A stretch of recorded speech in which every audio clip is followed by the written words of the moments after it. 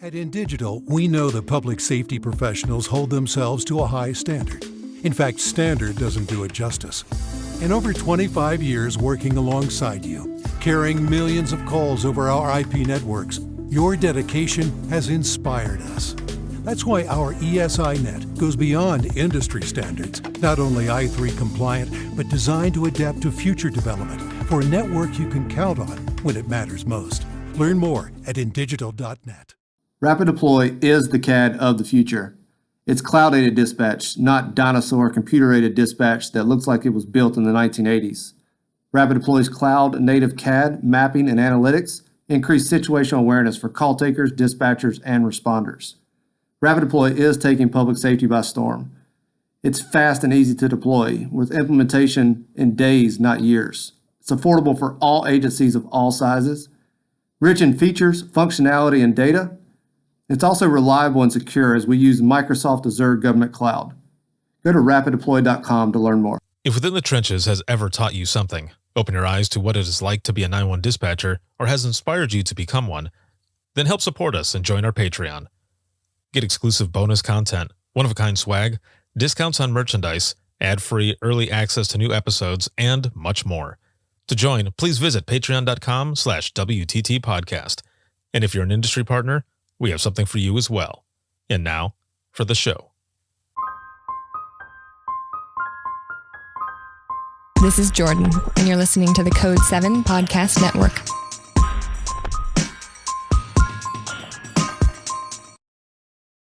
Warning.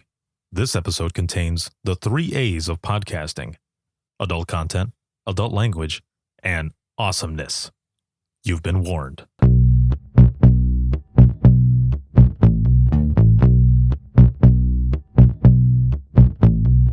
Welcome to Within the Trenches, true stories from the 911 dispatchers who live them.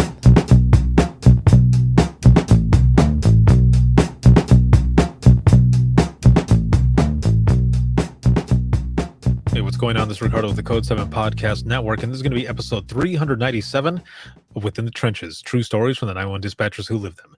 This episode is sponsored by InDigital as well as Rapid Deploy, and a big shout out to patrons, as always, for everything. I just wanted to jump in here really quick. This episode is going to be an Imagine Listening session.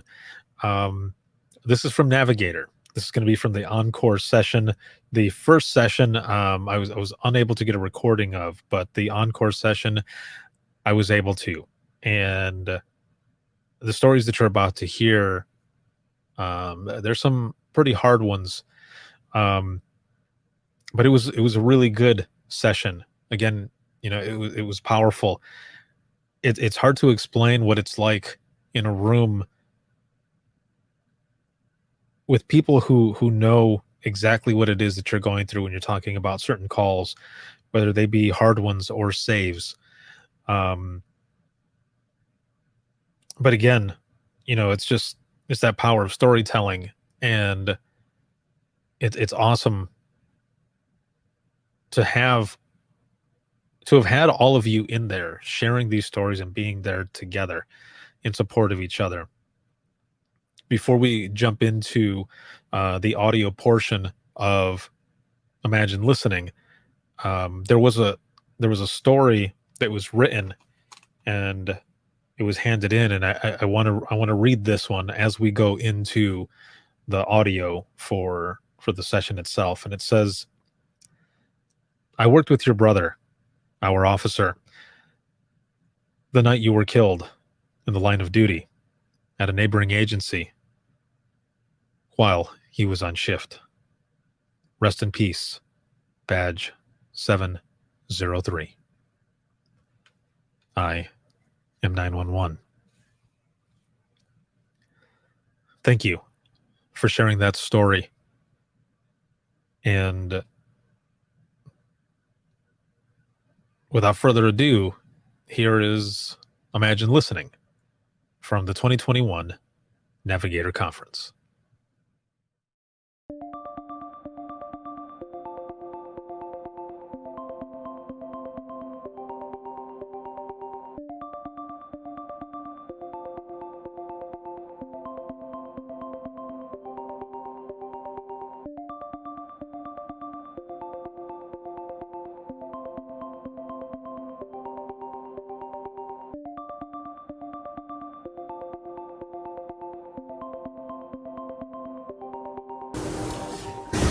Imagine waking up after a good night's rest. The sun is shining and you're getting ready for the day. Things seem to be a bit quiet though, so you check the rooms. Now imagine you're 911, taking a call from a mom who found her infant not breathing. You start CPR and have the ambulance headed out. Just as they arrive, you hear the child cry, and all is well. This is what it's like within the trenches. In this episode, you will hear stories from the I Am 911 movement, a movement I started to fight the reclassification of dispatchers and from clerical to protective and bring awareness to the types of calls that 911 dispatchers answer on a daily basis. This is an Imagine Listening session, and we are here together in person at the 2021 Navigator Conference. Now, you heard the warning at the beginning, but I must warn you again and add that if you suffer from PTSD or have suicidal tendencies, you are listening at your own risk. The stories you're about to hear are all true and come from the dispatchers who lived them. While some stories have a good outcome, the majority are horrifying. This is our reality. Your worst day is our everyday. So let's start with a bang. I want you to imagine each story. Become the dispatcher who has taken each call. And imagine listening. I work at an agency in Florida, and we've had 65 drownings this year so far. I became a swim instructor last year because if I can protect my kids' friends and our neighbors, I can do that, but I can't protect the international tourists, the ones that come to Disney World happy and go back with one less family member. Unfortunately, we have to listen to these calls as part of a request for DCF, the homicide detective. So we have to relive them, but we also listen for trading because we want our dispatchers to know that they did the right thing at the right time as fast as they could. So I'm very passionate. My coworkers know I'm very passionate about it. It's very hard reality, so I am looking for answers. I came here looking for answers. So my coworker has a story to piggyback on because she's on the front line and I'm support, but we're here for each other.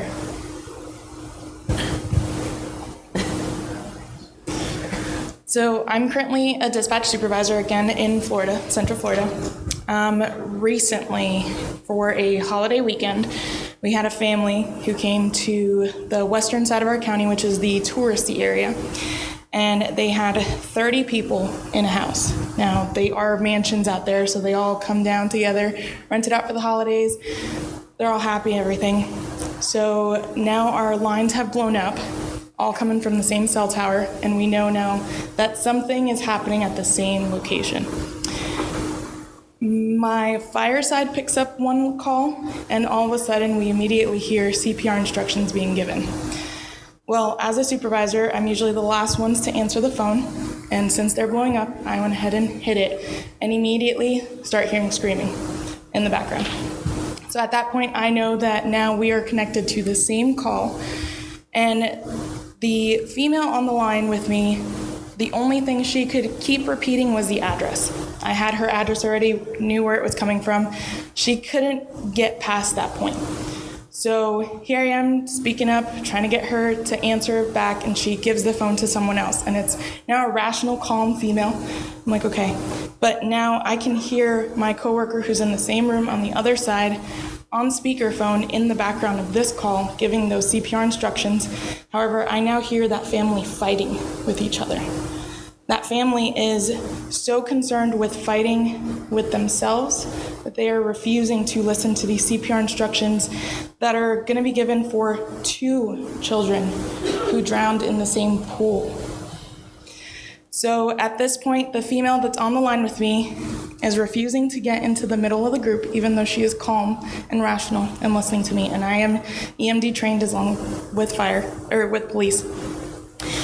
She is refusing to listen to any CPR instructions, and on the line, she says these 2 children are gonna die. And so instead of her actually being preoccupied in getting into the middle of that group, she stayed on the outside, would not listen to those instructions in order to get in the middle and try to save those children. Now, I've been in this position for 7 years. This is my 7th year, and I've never had a call bother me until this year. After that, after taking that call, being the supervisor, I now had to make the recordings for our homicide units, so I had to re-listen to those calls again. As I'm doing that, my other coworker threw his headset on the console, and his supervisor was off the floor. So I immediately got up, let these recordings go, went out to the balcony, and we both talked to each other because he was the only one that knew that I was going to have or be able to be supportive in that situation since we went through it together. After we found out that those 2 kids weren't going to make it on the way to the hospital, when I went home, I was on night shift. I got home, my husband's in bed, my husband's a deputy, and like I said, calls never bothered me. I slipped into bed, my husband asked me how my shift was going, and I immediately started to cry.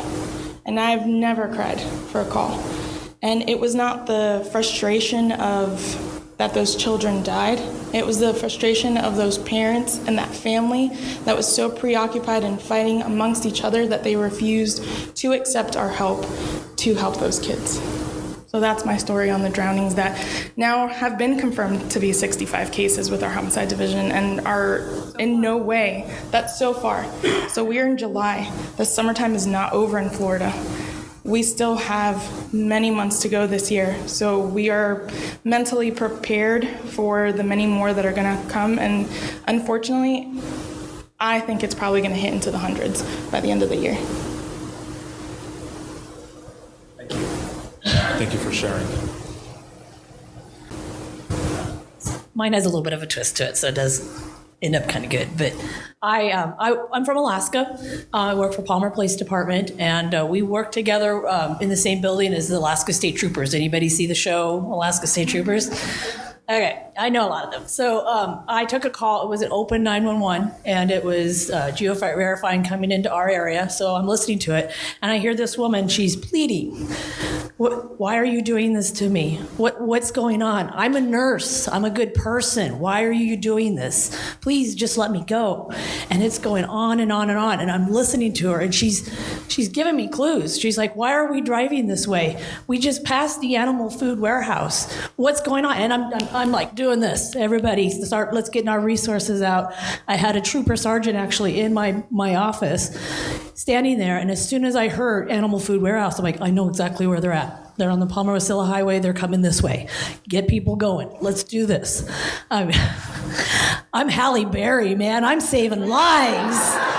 Get everybody out there. I had everybody going, and I hear troopers, I can listen to their radio, and I can hear them dispatching. My partner's giving them the information that I'm saying out loud, and my adrenaline's pumping. I'm gonna save this woman, I'm gonna find her, I know where she works, so the whole 9 yards. I even had my partners call the hospital to find out who might be out there. We're doing all this stuff. And so they air it in State Trooper area. And I don't know if you guys watch the troopers, Trooper Cooper. He just happens to be cruising down Palmer-Wasilla Highway. And he's like, yeah, I'm right in that area. What's going on? Yeah, and he's finally there's a description. He's like, the lady's telling me, why is this Hispanic male? He's not Hispanic, but she's close. Why does he have me? What is he doing? And they air it that Hispanic male has this female, and he looks in his rearview mirror and realizes that his 1080, his custody, has her rate her phone. She's a DUI that has her phone, and she's being taken to the jail. I'm like, you bring her to me. I have words for that woman. She was okay. Everything was fine. She was about, 95 pounds in these really super high heels. She wasn't getting far anywhere. But yeah, and I had to walk away from that one. The adrenaline alone, just taking that call. I'm like I said, I'm Halle Berry. I'm saving lives. I'm going to find her. And we found her. She was fine. Everything was good. But same adrenaline as any other call. I work for a multifaceted, smaller agency in Texas. They do air medical, they do secondary PSAP, they do hospital transfers, and I'm going to try and get through this. But one night, it was probably about 2:30 in the morning in one of our rural counties. We get a call for a SUV crash. Bunch of kids, the youngest was 17, 15, 14, and 13. Decided to sneak out and go joyriding. They lose control, roll over and hit a tree. So while I'm taking this call, my partners are sending out their ground resources. My air dispatchers in the background, getting their resources lined up. We're getting ready to launch 3 helicopters at this time. We have 6 ambulances rolling to the scene. We have every available first responder agency headed to this wreck. And I'm getting the number like how many people are hurt. They're telling me 4 people are hurt in the car. One person's got their foot trapped, and then this one little girl, and he's like, well, one of my friends isn't breathing. I said, can you get to them? He said, no, my foot's stuck. And I said, is anybody there who can get to your friend? And this little girl, she was 14-year-old, says, I can, but I think my arm is broken. So I had her get back there, and this little girl, for 22 minutes, with a broken arm, gave CPR to her best friend. And she goes, I told him we shouldn't go. We don't need to sneak out. I don't want to lose my best friend. And the whole time while she's doing her compressions and I'm counting along with her, and I'm just giving her instructions, I have SO and the other ESD agencies that are monitoring our channel that we are all listening in as I'm giving her instructions, and through every series of compressions, I can hear her wincing because her arm hurts so much, but she would not stop doing CPR until they got there. Then the first aircraft landed. They get the one that was in cardiac arrest. They get the thumper on them, they get them loaded, they get them lifted. The young friend whose foot was trapped, they got them out. They transported them right ground. Then finally, the little girl was the last one who was transported. And the last thing she said, she goes, I hope my friends are going to be okay. I don't care about my arm. I just want them to be okay. And I immediately got a phone after I got this, because even the 911 dispatcher who was on duty at that point turned around and he goes, you did an amazing job on that. I had the agency that was monitoring the line call back and goes, I could not have done what you just did. And then I found out in hindsight after the fact, the friend that she was doing CPR made it. But strangely enough, the little girl who broke her arm didn't.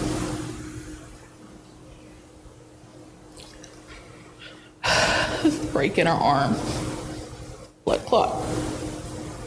She died about 3 days later.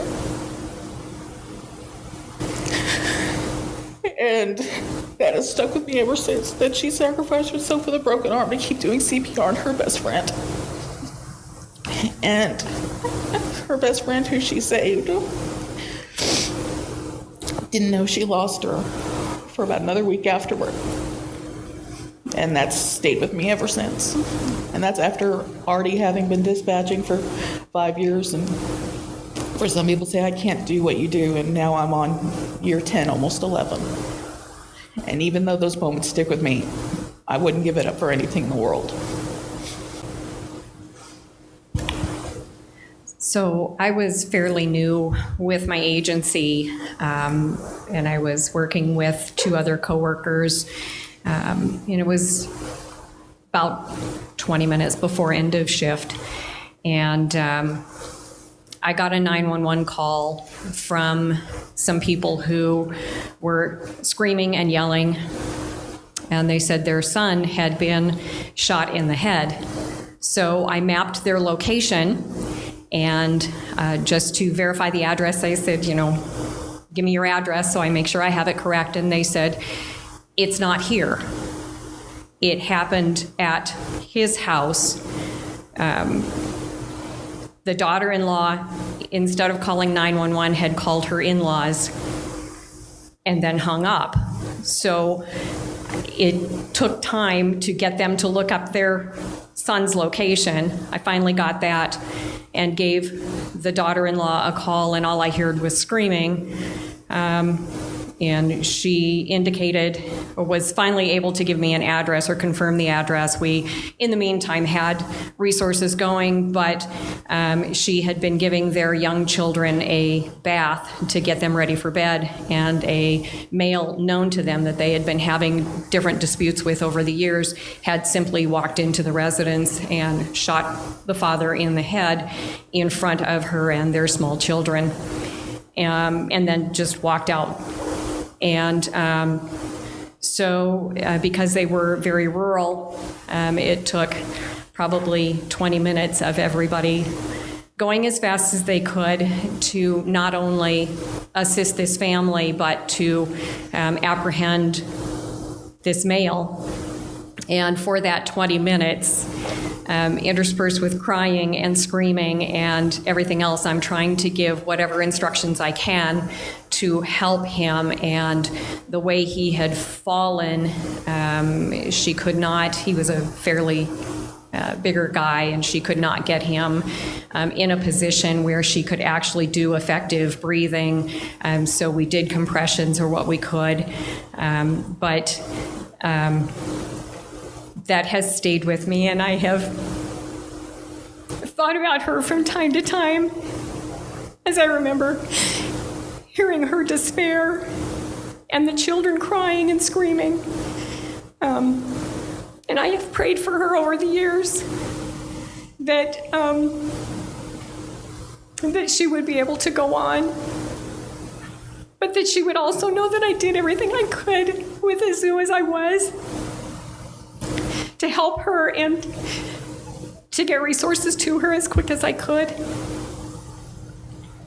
And so if she ever listens to this, I just want her to know that I was there with her every step of the way, and I still think of her and her family. Thank you for sharing. So mine, I come into work, it's my Friday, coming in, I start my shift around noon, so I'm there about 10, 15 minutes early. Multiple calls holding, so I just get logged in, try to pick up some calls. First call that drops in, it's a male screaming, "Why'd you do that? Why'd you do that? They're dead, they're dead. What'd you do?" Kind of could just get him to stop screaming, finally get an address, verify phone number, and I'm like, okay, tell me exactly what happened. And he's like, my wife, I think she murdered both our kids. I'm like, okay, how old are they? She's like, one's 1, one's 3 months old. Are they awake? Are they breathing? No. So at that point, he's like, I start trying to go into CPR instructions. He's like, I can't. And I was like, what's wrong? He's like, well, the 3-month-old, I can't press down on her. And I was like, why? Well, she's coming out. And I'm like, what do you mean? She's like, well, she stabbed her, and she's eviscerated, her guts are coming out. And I was like, okay, what about the 1-year-old? What's going on? She was like, I don't know. She's just not breathing. I was like, okay, we're gonna do CPR there. Police is going. Everyone's coming as fast as they can. But at that moment, I had to tell this dad which daughter he had to save, and had to help him decide which daughter he had to save while his wife is still in the room with him and had just murdered both of his daughters.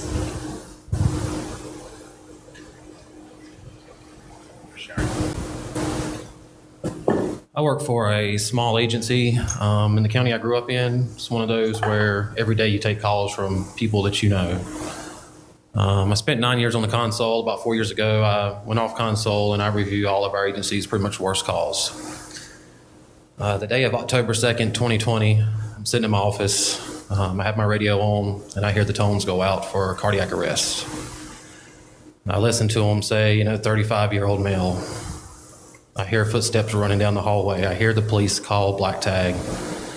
And when the dispatch supervisor walked in my office, she knew that I had just listened to the death of my only brother. I've been in dispatch for about 11 years now. I work for a small agency in Southern Illinois. I had a rough go in life like everybody else. I actually attempted suicide in 2017. Thank God I'm here. My agency obviously questioned my mental health and whether I could come back to work, which I do not blame them. I mean, our job is a very stressful job. I was on leave for a little bit, getting mental help, making sure I was okay to return to work. They finally let me come back to work, thank God, because dispatching is all I know. No matter what I'm going through, when I go to work, that's my place. That is my safe place. So when they let me come back in that door, I promised myself, no matter whatever happened to me, what was going on with me, I knew that I had to show up and I had to be there for the communities we serve because it's what I wanted to do. So the first shift I came back, obviously I was a little stressed out. I just wanted to get back into the rhythm of things. Then you have people asking you if you're okay constantly, which is nice, but I wanted to kind of fall back into work. So my first shift, my second call, it was for a 28-year-old female, suicidal. She had already taken 2 bottles of Advil, 2 bottles of Tylenol, and she had narcotics with her too to take. She was right around my age. Obviously, I tried to follow protocol the best I could, but we had an extended ETA and I had to fill the gaps. So I told her, you're not alone. I was there for her. I told her I had just been through the same thing. And she ended up going to a psych facility, getting the help she needed. I had a medic who is one of my best friends. He tried to follow her the best he could to let me know that she was okay. It was a suicidal call, and I feel like a lot of times some dispatchers are like, well, they just want to ride or what have you, but that's probably my proudest moment right there, was helping someone who had the same exact issues as me. So that was pretty much my proudest moment right there. Thank you. I had a call that a woman was telling me that she was going to kill herself. She knew exactly what she wanted to do. She had the plan, she had the gun, and as soon as EMS, police, and fire knocked on the door, that's exactly what she was going to do. And the reason she was calling us was not so much to help her, because she knew what she wanted to do, but she was wanting to let us know that her son was in the room next door. And she wanted to make sure that we knew he was there. She was not going to harm him, but just to basically come and help him. And of course, we were trying to let public safety know that she said as soon as she heard the door knock that she would do it. And sure enough, they did knock on the door, and she pulled the trigger. And as I listened to it, and I know that she knew what she was doing, but I always think about her son and think about what he went through and is still going through to this day. So it was very tough.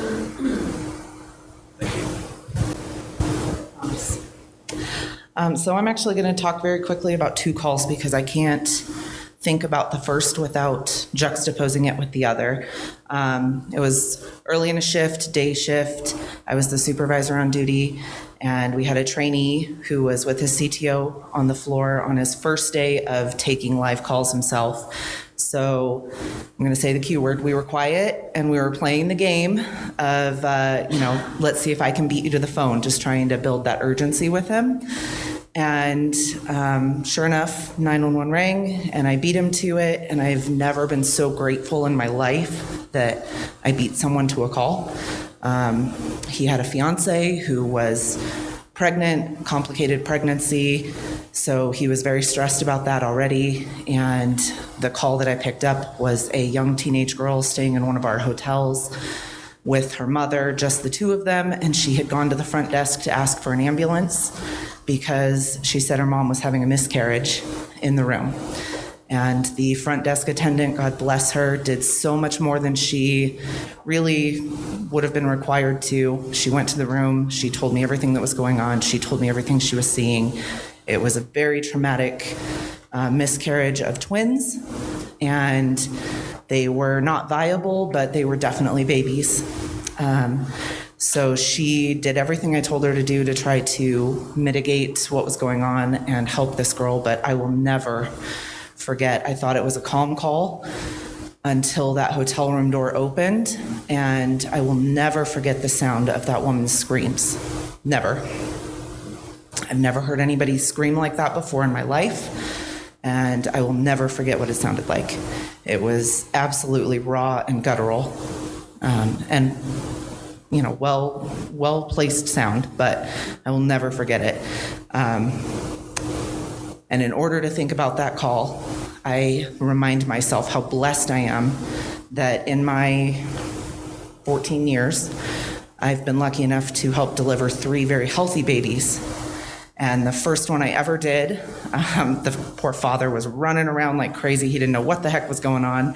Thankfully, Grandpa was there, who apparently had lots of grandkids. So he had already cut the cord and walked away with the baby to get away from crazy dad.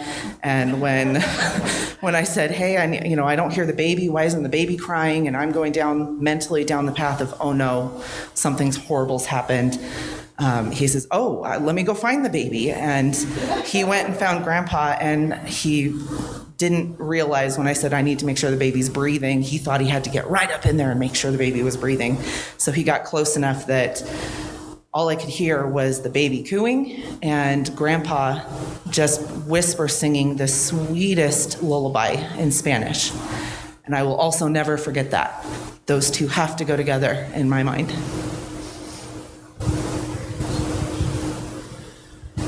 I want to thank everyone for being here, of course, but also here in support of your fellow brothers and sisters of the Thin Gold Line, sharing these stories. These are important ones. They're ones that need to be heard.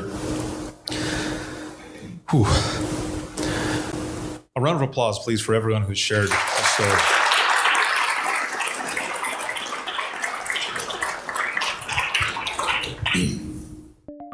Those were the stories from the encore session at Navigator 2021. As I mentioned in the beginning of this episode, the first session, the audio was not recorded, but those were all stories that were meant for us in that moment in time. So thank you all of you who attended the first session as well as the encore session of Imagine Listening, for sharing these stories and getting them out there.